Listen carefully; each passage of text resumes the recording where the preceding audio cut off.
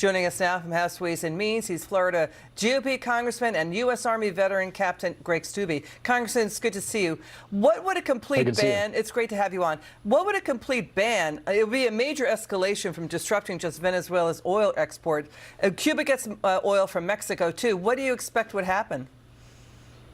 Yeah, I would think the Mexicans are going to want to cooperate with us, given the, the bilateral relationship that we have. You've seen the dire straits in Cuba because of the Venezuela sanctions. All of this oil is sanctioned oil and operating illegally in international waters. So the United States has the ability, just like we have done with the Venezuelan oil tankers, to seize them.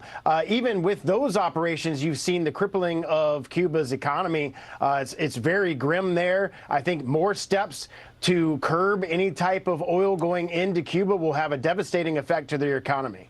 This is Trump getting communism out of the Western Hemisphere. Political quoted anonymous sources who said that oil is a chokehold to kill off communist Cuba's regime. They've been in power since 1959. That this is a, quote, 100% 2026 event in the view of the White House. Do you see this happening this year? We got Secretary of State Marco Rubio. He's going to testify Wednesday about the ousting of Venezuela's communist dictator Maduro. Do you see this Cuba, Cuba collapsing a 2026 event?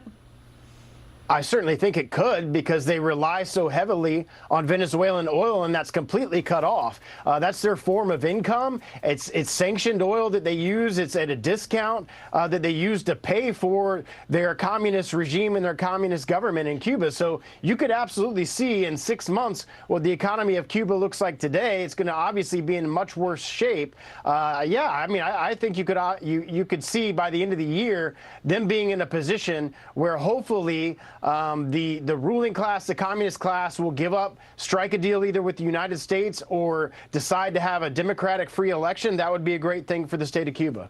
Congressman, let's switch gears. We know that Europe has been critical of the president and the Trump White House. Listen to NATO Chief Mark Rutte with a major reality check to Europe, telling Europe, quote, keep on dreaming if you think Europe can defend itself without the U.S. Watch this. So when President Trump is doing good stuff, I will praise him. And I don't mind him publishing text messages. And if anyone thinks here, again, that the European Union or Europe as a whole can defend itself without the US, keep on dreaming. You can't. We can't. We need each other. For the US to stay safe, and by the way, Arctic region is evidence here, they need a secure Arctic, they need a secure Euro-Atlantic, and they also need a secure Europe. So the US has every interest in NATO as much as Canada and the European NATO allies. What do you make of what you just heard? He agrees with what Trump is doing. Yeah, absolutely. NATO and the UN wouldn't exist but for the support of the United States.